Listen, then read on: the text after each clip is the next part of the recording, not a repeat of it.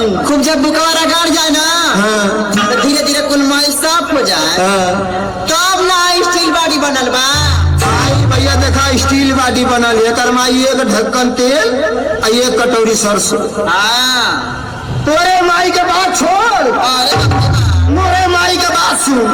तोरे माई पर तोरे माई तो सेवा कइले का तब बन आई देखा थी दारा सिंह भयल है समय दारा सिंह का मामा भयल बा। मोर माई एक दौरी सरसों लिया आई के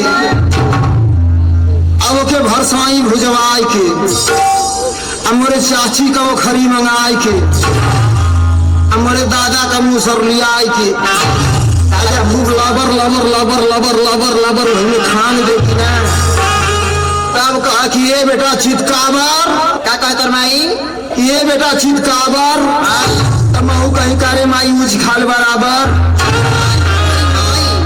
अरे पारा में की धारा मरे दादा। अरे तो माई मीसे खाती छोट लेकर कैसा हूँ बुलावे ले। अच्छा अच्छी बात बा।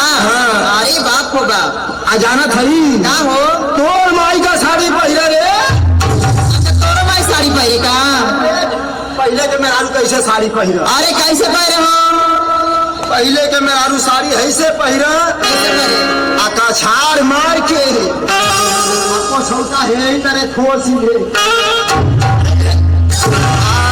आ जाना थई माई हमारे कैसे मिस है। यही तरह देख यही तरह गोड़ पसार ले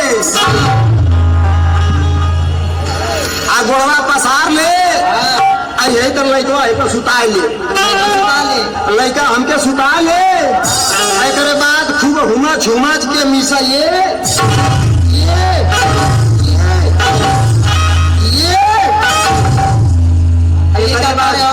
अजाना थई तोर माई तो एक ढक्कन तेल मंगावे ना।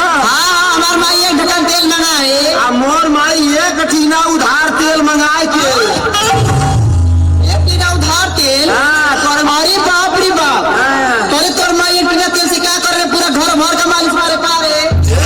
सुन बतावत थई अजाना थई आज मीस के बुकौवा छोड़ा दे कि ना तो हे तर फुनिया पकड़ के तेलवा कैसे लगावे मुरिया बोर के तेलवा में अच्छा यही तरह कर ये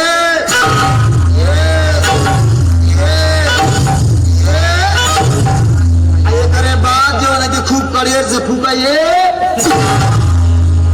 बता का हो अपने माई के बहुत बढ़िया बता। हमार माई माई है तोरे माई नहीं का रे लेकिन मोर माई का छुच्छी में फूका तोर माई का तुम्हें फूका।